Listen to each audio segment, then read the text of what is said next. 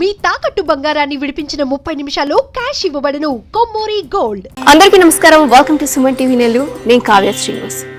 ప్రతి ఒక్క ఆలయానికి ఒక ప్రత్యేకత ఉంటుంది. ఆ ఆలయ విశిష్టత, నిర్మాణ రహస్యం, అలాగే ఆ ఆలయంలో ఉన్నటువంటి ఎనర్జీ పాయింట్స్, అవన్నీ మీకు తెలియజేయడమే మా ఈ చిరు ప్రయత్నం. ఇందులో భాగంగా వివిధ వైవిధ్యమైన సుబ్రహ్మణ్యేశ్వర స్వామి ఆలయాలు మీకు పరిచయం చేసిన ఈ సిరీస్ లో భాగంగా ఆంధ్రప్రదేశ్లోని నెల్లూరు జిల్లా చిట్టమూరు మండలం మల్లాం గ్రామంలో ఉండేటటువంటి సుబ్రహ్మణ్యేశ్వర స్వామి ఆలయం వద్ద ఇప్పుడు మనం ఉన్నాం. ఈ ఆలయంలో సుబ్రహ్మణ్యేశ్వర స్వామికి స్వహస్తాలు ఉండవు. పైగా ఇక్కడ ఉన్నటువంటి ఈ సుబ్రహ్మణ్యేశ్వర స్వామి ఆలయంలో ఉన్న స్వామివారిని దర్శించి మనస్ఫూర్తిగా కోరుకుంటే కేవలం 41 రోజుల లోపల మీ కోరిక ఖచ్చితంగా నెరవేరుతుంది. ఇంకా ఈ ఆలయానికి సంబంధించి ఎన్నో విశేషాలు ఉన్నాయి. అవన్నీ మీకు తెలియజేస్తాను, పదండి.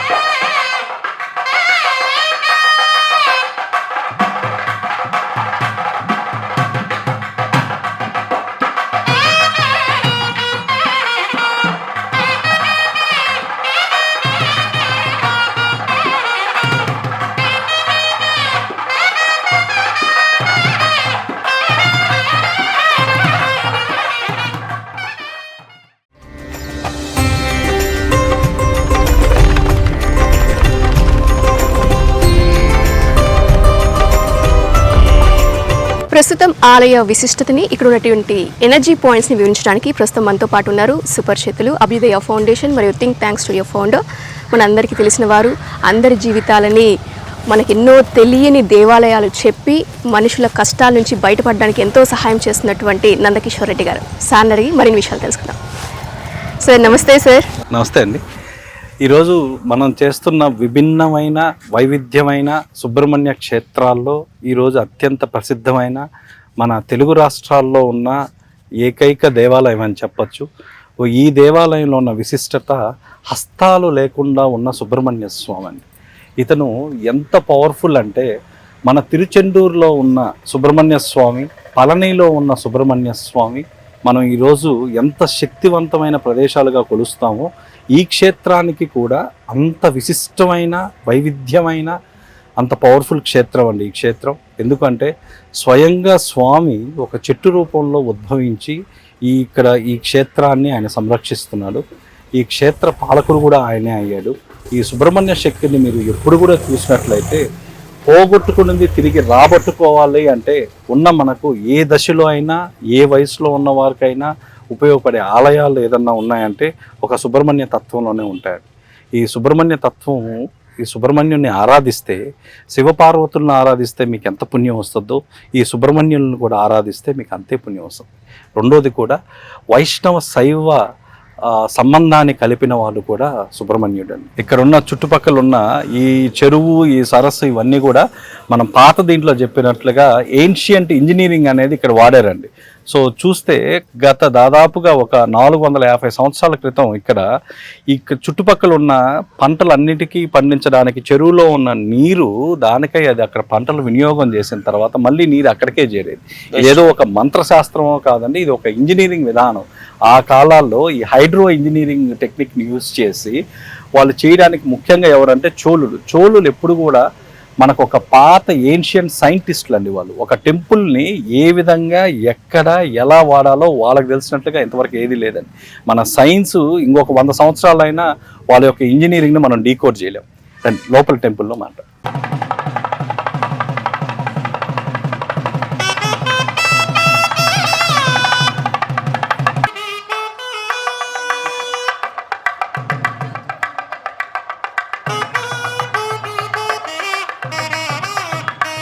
ఆలయంలోకి అడుగు పెట్టగానే మనకి మొదటిగా ధ్వజస్తంభం దర్శనమిస్తుంది. ఇక్కడ ఉన్నటువంటి ఎనర్జీ పాయింట్ గురించి తెలుసుకుందాం.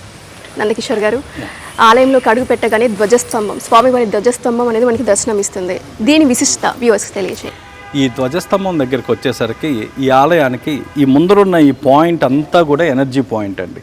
ఇది దాదాపుగా ఇక్కడి నుంచి ఒక 6 అడుగుల దూరంలో ఉంటుంది. 6 అడుగుల దూరంలో వృత్తాకారంలో ఉన్న ఈ ఎనర్జీ పాయింట్లో ఎవరైనా నిలబడి ఫస్ట్ రాగానే వాళ్ళకి కావాల్సిన కోరిక వాళ్ళకి ఏదైతే ఉంటుందో ఆ కోరిక ఇక్కడ చెప్పుకొని ఇక్కడ ఇంత మునుపు ఒక ఆచరణ కూడా ఉండేదండి. ఎవరన్నా ఏదన్నా కావాలంటే ధ్వజస్తంభం యొక్క ఎనర్జీ పాయింట్లో నిలబడి మీరు కానీ 108 దీపాలు కానీ వెలిగించగలిగితే, చిన్న చిన్న దీపాలు. ఎందుకు 108 అంటే మన శరీరంలో ఉన్న 108 ఎనర్జీ పాయింట్లు యాక్టివేట్ చేసేదానికి ఒక్కొక్క నాడులు 72,000 నాడులు 108 ఎనర్జీ పాయింట్లు యాక్టివేట్ చేసేదానికి ప్రతీకగా మన చోళులు కనిపెట్టిన సాంప్రదాయం ఏంటంటే 108 దీపాలు వెలిగించడం.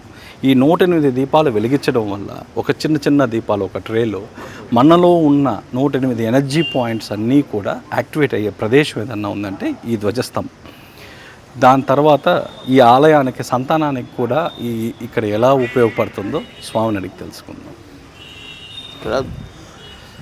బ్రహ్మోత్సవాల్లో భాద్రపద ఏకాదశి రోజున ధ్వజారోహణ కార్యక్రమం జరుగుతుంది. ఆ ధ్వజారోహణలో స్వామివారి యొక్క నివేదన పెట్టిన ప్రసాదాన్ని కుడి ముద్దగా ప్రసాదం ఇస్తారు వచ్చినటువంటి భక్తులకు. సంతానం లేని వారికి ఆ ప్రసాదాన్ని ఇచ్చినట్లయితే ఇక్కడ నవాన్నక దీక్షతో బ్రహ్మోత్సవం జరుగుతుంది. ఆ నవాన్నక దీక్ష జరిగినప్పుడు ఆ 9 స్వామివారి ఆవరణలో నిద్ర చేసిన వాళ్ళకి 100% సంతానం కలుగుతున్న ప్రతీక. కలిగిన వాళ్ళు కూడా మనకు చెప్పిన వాళ్ళు చాలామంది ఉన్నారు. ఎందుకంటే స్వయంభూ క్షేత్రాల్లో శాస్త్రం ప్రకారం జరిగేది. నమ్మకం అనేది చాలా చిన్న పదం అవుతుంది అది. సో శాస్త్రం ప్రకారం ఇక్కడ వచ్చిన వాళ్ళకి సంతానం లేదనుకున్న వాళ్ళకి 100కు 100% సంతాన సాఫల్య దేవాలయం ఏదన్నా ఉంది అంటే సాక్షాత్ ఈ మల్లాం సుబ్రహ్మణ్య స్వామి క్షేత్రం. ఇక్కడ వచ్చి ఫెయిల్ అయిన కేసు ఒక్కటి ఉండదండి. కోరుకోవడంలో మీలో ఏదన్నా తప్పు ఉండొచ్చో కానీ ఇవ్వడంలో మాత్రం ఆయనలో ఎటువంటి తప్పు ఉండదు.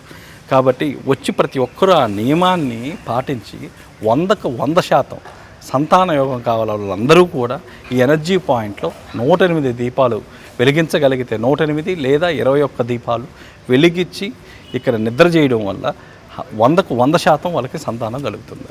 ఇది శాస్త్ర ప్రమాణం. ఇది స్వామి చాలా మంది కూడా సంతాన సమస్యతో బాధపడుతూ ఉంటారు. మీరు చెప్పారు ఇప్పుడు ఒక దీక్ష జరుగుతుందని, అది ఎప్పుడు జరుగుతుంది, ఎన్ని రోజులు జరుగుతుంది, దాని గురించి పూర్తి డీటెయిల్స్ మా వ్యూవర్స్కి ఒకసారి. భాద్రపద మాసంలో జరుగుతుంది. మనకి కొండ గుర్త వినాయక చవితి 7వ రోజు ప్రారంభమవుతాయి ఇక్కడ. అప్పటి నుంచి మళ్ళీ 9 రోజు దీక్ష ఉంటుంది స్వామివారికి.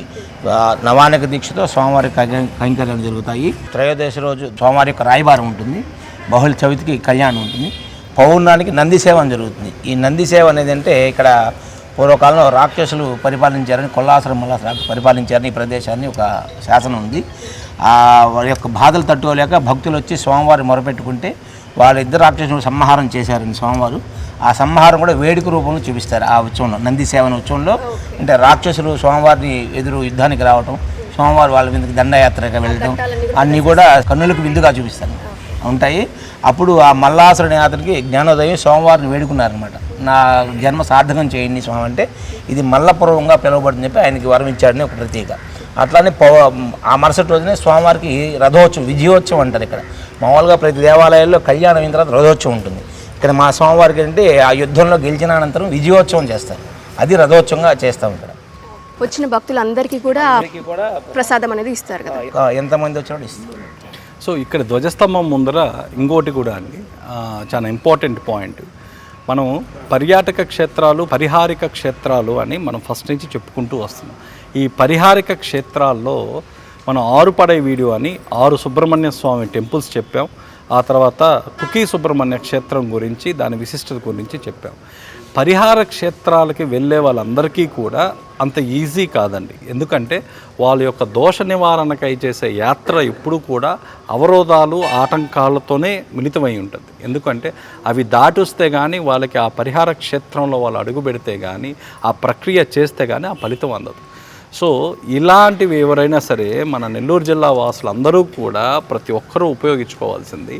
ఎవరైనా ఈ 6 పడై వీడి యాత్ర చేసేవాళ్ళు, పరిహార యాత్ర, ఆ తర్వాత కుకీ సుబ్రహ్మణ్య స్వామికి పరిహారానికి వెళ్ళే వాళ్ళందరూ కూడా ఎటువంటి అవరోధాలు కలగకుండా, ఎటువంటి ఆపదలు వాళ్ళకి జరగకుండా వాళ్ళు తీసుకోవాల్సిన జాగ్రత్తలో మొట్టమొదటిగా వాళ్ళు దర్శించవలసిన క్షేత్రం ఏదన్నా ఉంది అంటే ఈ మల్లాం సుబ్రహ్మణ్య స్వామి క్షేత్రం. వాళ్ళందరూ కూడా ఈ ధ్వజస్తంభం ముందర నిలబడి వాళ్ళు ఒక కొబ్బరికాయ కొట్టుకొని ఒక హారతి ఇచ్చి మీ సంకల్పం పరిహార క్షేత్రాల్లో మీరు ఏదైతే చేయాలనుకుంటున్నారో ఆ సంకల్పాన్ని ఇక్కడే ఆయనకి విన్నవించి ఇక్కడి నుంచి మీ యాత్ర మొదలైనట్టయితే ఎలాంటి 100% ఎలాంటి విఘ్నాలు లేకుండా యాత్రను పరిపూర్ణంగా చేసి ప్రక్రియలన్నీ కూడా ఎటువంటి అవరోధాలు లేకుండా చేసి మళ్ళీ తిరిగి క్షేమంగా మీ ఇంటికి చేరుతారండి. మనకు శాస్త్ర ప్రమాణంగా ఇది చెప్పబడింది. ఎక్కడైనా సరే పరిహార క్షేత్రాలు మీకు పర్మిషన్ ఇవ్వనప్పుడు, మీరు వెళ్ళలేనప్పుడు మీరు ఇక్కడికి వచ్చి ఆయనకి ప్రార్థన చేసి ఆయనకి విన్నవించుకున్న తర్వాత ఈ సుబ్రహ్మణ్య శక్తి మిమ్మల్ని ఆ పరిహార క్షేత్రాలకు వెళ్ళేటట్టు చేస్తుందండి. కాబట్టి ప్రతి ఒక్కరు కూడా మర్చిపోకుండా మీరు వెళ్ళే దారిలో పర్యటన మొదలుగానే ఫస్ట్ ఈ క్షేత్రానికి ఇక్కడ విచ్చేసి ఒక కొబ్బరికాయ కొట్టుకొని ఇక్కడి నుంచి మీరు మొదలు కావచ్చండి. రెండోది కూడా ఈ క్షేత్రానికి కౌమార సాంప్రదాయం ప్రకారం ఇలాంటి స్వయంభూ క్షేత్రాలలో మీరు మాల దీక్ష అనేది చాలా ఇంపార్టెంట్ అండి. ఎందుకు అంటే మాలధారణ మీరు ఇక్కడే సుబ్రహ్మణ్య స్వామి వాళ్ళ మాల ధరించవచ్చు, ఇక్కడే మీరు తీసేయచ్చు. ఎందుకు అంటే మాలధారణ అనేది ఎందుకు అంటే సుబ్రహ్మణ్య శక్తి మన ఒంటిలో పూర్తిగా ఎనర్జీ సర్క్యూట్ మన బాడీలో ప్రవాహం జరగాలి అంటే మినిమం 21 రోజులు పడుతుందండి. ఎందుకంటే మనలో ఉన్న సర్పదోషాలు కానీ, కుజదోషాలు కానీ, రాహుకేతు దోషాలకు కానీ, అనువంశిక శాపాలు కానీ, అనువంశిక వాళ్ళు చేసిన పాపాలకు కానీ, వీటికి అన్నిటికీ కూడా పితృదోషాలు, పితృకర్మలు ఇలాంటివి ఏమున్నా సరే వీటికి అన్నిటికీ కూడా మాలధారణ అనేది చాలా ఇంపార్టెంట్ అండి. నేను అందుకే స్వామివారికి మరియు చైర్మన్ గారికి ఈ విధంగా మన సుమన్ టీవీ వేదికగా మళ్ళీ వాళ్ళకి వినవించుకుంటున్నాం. మాలధారణ అనేది స్టార్ట్ చేయండి సార్. మీరు అందరూ కూడా 21 రోజులు మాల మన మల్లాం క్షేత్రంలోనే మాల వేసి ఇక్కడే వాళ్ళు సుబ్రహ్మణ్య ఆరాధన, వాళ్ళకి కావాల్సిన నియమాలు, దాని ప్రకారం శాస్త్ర ప్రకారం ఇవన్నీ చేయడం వల్ల నిజంగా మన జిల్లా వాళ్ళకి అందరికీ కూడా అంటే వయసుతో తేడా లేకుండా చిన్న నుంచి పెద్ద వాళ్ళందరూ కూడా ఈ మాలధారణ చేయడం వల్ల వాళ్ళకున్న కష్టాలు, రుణబాధలు, శత్రుభయాలు, ఆర్థిక సమస్యలు, ఆరోగ్య సమస్యలు, మిగతా ఏ సమస్య అయినా ఒక మాలధారణతోనే కంప్లీట్గా ఇదవుతుంది సార్. ఇది నిజంగా సుబ్రహ్మణ్యుడు మనకు ప్రసాదించిన ఒక పెద్ద వరం మనకి మళ్ళా. సో దీని గురించి ప్రతి ఒక్కరికి మళ్ళీ తెలియజేయడం అనేది మన ధర్మం సార్. అది కాబట్టి ఈ మాలధారణ అనేది రేపు ఆడికృత్తిక నుంచి ఎలాగైతే మన తిరుత్తనికి ప్రతి ఒక్కరు కావిడి ఉత్సవాలు ఏదైతే ఉన్నాయో కావిడి ఉత్సవాలకు కూడా మీరు ఇక్కడి నుంచి మీరు ప్రోత్సాహం చేయొచ్చు సార్. ఇక్కడ మన ఊర్లో వాళ్ళు, మన జిల్లా వాళ్ళందరూ కూడా ఫస్ట్ కావిళ్ళు మన దగ్గరికి వచ్చి అంటే కేవలం మన ఊరు వరకే కాదు, ఇది మన జిల్లా వాళ్ళకి అందరికీ కూడా ప్రతి ఒక్కరు కూడా స్వయంభూ సుబ్రహ్మణ్య శక్తి నిజంగా ఉన్న ప్రదేశం ఏదన్నా ఉందంటే మల్లాం తప్పితే ఇంకోట్లేదు అంటే మన జిల్లాలో. సో ఇక్కడ ప్రతి ఒక్కరూ శాస్త్ర ప్రమాణంగా, శాస్త్రాధికారికంగా వాళ్ళు రావాల్సిన క్షేత్రం ఏదన్నా ఉందంటే సుబ్రహ్మణ్య క్షేత్రం. కాబట్టి ప్రతి ఒక్కరు కూడా ఇక్కడికి విచ్చేసి ఇక్కడి నుంచే మీ యాత్రను మొదలు పెట్టండి. తర్వాత మీ మాలధారణ కూడా దూరాలు వెళ్ళలేము, భారాలు మోయలేము అని అందరూ కూడా ఇక్కడికి వచ్చి మీరు మాలధారణ వేస్తే పళనికి, తిరుచెందూరుకి వెళ్ళి మీరు మాలధారణ వేస్తే మీకు ఎంత ఫలితం వస్తుందో ఆ ఫలితం ఈ క్షేత్రంలోనే వస్తుందండి. ఇది నేను శాస్త్ర అధికారికంగా చెప్తున్నాను, ఖచ్చితంగా చెప్తున్నాను. దీంట్లో మనకు కావాల్సిన టెస్టిమోనియల్స్ ఉన్నాయి, దానికి కావాల్సిన రీసెర్చ్ మన దగ్గర ఉంది. సో ఈ విధానాన్ని రేపు ఆడికృత్తిక నుంచి అన్నా స్టార్ట్ అయ్యే దగ్గర నుంచి మీరు మొదలు పెట్టగలిగితే మన సుబ్రహ్మణ్య మాల అనేది మొదటిసారి మన జిల్లాలో మనకి ఇక్కడి నుంచి అధికారికంగా ప్రారంభిద్దామండి. ఈ మల్లాం సుబ్రహ్మణ్యేశ్వర స్వామి ఆలయంలో అన్నగారైన వినాయకుడు ప్రజలకి రాజ్యాన్ని కట్టబెడతారంట. ఆ విశేషాలు ఏంటో సార్ అడిగి తెలుసుకుందాం. సార్ దీని గురించి చెప్పండి. సో ఈ అధికారాన్ని చేయడానికి మనకు ఆల్రెడీ అధికార మురుగన్ టెంపుల్ అని ఒకటి చెప్పేవాళ్ళది తమిళనాడులో. ఇదే విధంగా కేవలం ఇక్కడ గణపతి వారు కోల్పోయిన అధికారానికి సంబంధించి ప్రభుత్వేతర సంబంధించిన ఏవన్నా పనులు కావాలన్నా, కాంట్రాక్టర్లు కానీ ఏదన్నా ప్రభుత్వానికి సంబంధించిన ఎలాంటి కార్యమైనా, అధికారమైనా, ఎవరన్నా పోటీ పరీక్షలకి వాళ్ళు తయారవుతున్న వాళ్ళందరికీ కూడా ఇక్కడ గణపతిని వచ్చి దర్శించడం వల్ల, ఇక్కడ అభిషేక అర్చనలు చేయడం వల్ల వాళ్ళ పనులన్నీ కూడా సఫలీకృతం అవుతాయండి. స్వామి సార్ చెప్పారు ఇక్కడ గణపతిని దర్శించుకొని పూజిస్తే మనకి రాజ్యాలు వస్తాయి, కోల్పోయినటువంటివన్నీ కూడా తిరిగి వస్తాయని చెప్పి ప్రత్యేక పూజా విధి విధానాలు ఏమైనా ఉన్నాయండి ఇక్కడ పాటించాల్సిన? ఉద్యోగంలో మనకి ప్రమోషన్ కావాలన్నా, లేదు మనం ఒక చోటకి ఇంకో చోట ట్రాన్స్ఫర్ అవ్వాలన్నా, ఏదైనా విశేషంగా మనకు కావాల్సినటువంటి అధికారికంగా కావాలనుకుంటే మొక్కని మన ఉండ్రాళ్ళుగా స్వామివారికి పోసి అభిషేకం చేసి. లెక్క ఏమైనా ఉందని ఇన్ని ఉండ్రాలని? 21 యొక్క ఉండ్రాళ్ళు సమర్పించి స్వామివారికి అభిషేకం అర్చన చేసుకొని మొక్కును బట్టి వాళ్ళకి కంపల్సరీ ఆ కార్యం నెరవేరుతుంది. విఘ్నం కాకుండా ఒకసారి చాలు.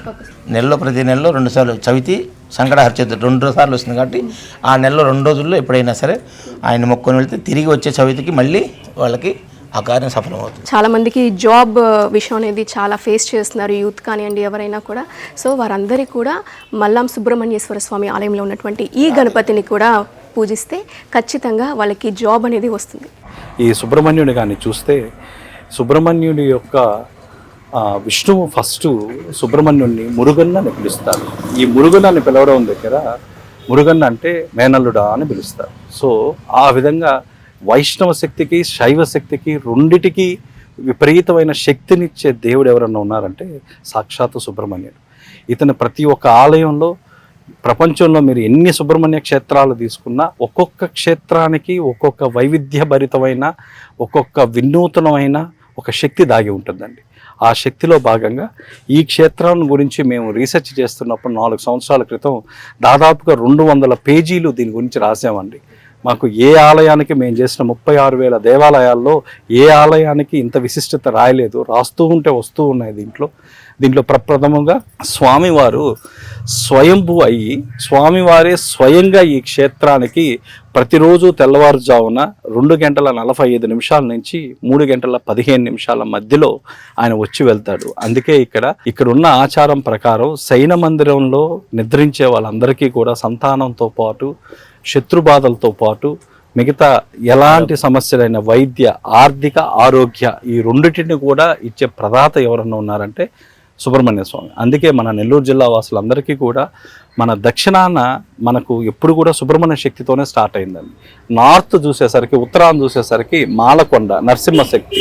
మన జిల్లా ఎప్పుడు కూడా సుబ్రహ్మణ్య శక్తి నరసింహశక్తి మధ్యలో ఉండడం వల్ల ఇక్కడ ఉండే వాళ్ళందరూ కూడా తూర్పు మొహాన మనం ఏం చెప్పినట్లుగా రంగనాయకుల స్వామి ఆలయం, లక్ష్మీ కటాక్షం, ఈ లక్ష్మీ సిరి సంపదలు భూమి దీనికి సంబంధించిన అవన్నీ కూడా ఈ క్షేత్రంలో ఈ 2 రక్షణ శక్తులు ఉండడం వల్ల మనం చాలా సేఫ్గా ఉంటాం. ఈరోజు ఈ ఆలయానికి వస్తే ఈ ఆలయంలో నేను ప్రతి ఒక్క ఎనర్జీ పాయింట్ మీకు చూపిస్తాను. ఒక్కొక్కరికి ఈ ఆలయం ఏ విధంగా ఉపయోగపడుతుంది. మనం చేస్తున్న మెయిన్ రీసెర్చ్ కూడా ఇదే. దీంట్లో భాగంగా ఈరోజు స్వామివారిని ఇక్కడ ఫస్ట్ ఉత్సవాలు చేసేటప్పుడు ఈ శాసనాలు స్వయంభూ క్షేత్రాలలోని మాత్రమే మీరు చూడగలిగిన ఈ శిలలు ఏవైతే ఉన్నాయో ఇవి చోళులు ప్లస్ పాండ్యులు నిర్మించిన స్వయంభూ అండి. ఇవన్నీ కూడా భూమిలో దొరికినవి. ఫస్ట్ వీటికి ఏదన్నా చేసిన తర్వాతే ఉత్సవాలు అనేది స్టార్ట్ అవుతాయి. మీరు క్లియర్గా చూడొచ్చు. ఇవన్నీ ఎక్కడ చూసేవి కూడా కొన్ని 100,000 సంవత్సరాలు ఉన్న విగ్రహాలండి ఇవి. వీటి గురించి ఒక్కసారి స్వామివారిని అడిగి తెలుసుకుందాం. నా పేరు మూలంరాజు భానుప్రకాష్ శర్మ.